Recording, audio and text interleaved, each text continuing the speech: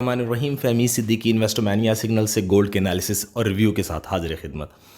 कल के दिन गोल्ड ने एक बहुत ही एक्सपेक्टेड काइंड का बट अनएक्सपेक्टेड मूव लिया। एक्सपेक्टेड काइंड इन सेंस में कि जो डाटा आया सीपीआई का उसने एक बुलिश मूवमेंट इसमें ट्रिगर कराई और बहुत ही फास्ट मैनर्स में ट्रिगर कराई। अनएक्सपेक्टेड इस सेंस में कि अगर आप ये चार्ट देख सकें जो कि इसमें ये एक लेफ़्ट शोल्डर हेड और राइट शोल्डर है, इन्वर्स हेड एंड शोल्डर का पैटर्न बन रहा है और साथ में ये एक पहली पिंक लाइन है, पिंक बॉक्स है जो कि हम एक्सपेक्ट नहीं कर रहे थे इसके ऊपर सस्टेन होगा, लेकिन उस न्यूज़ ने बहुत ही एग्रेसिव मैनर्स में इस न्यूज़ को तोड़ा और इसके ऊपर सस्टेन हुआ, जिसकी वजह से स्टॉप लॉसेस हिट हुए, specially short to mid term की ट्रेड के।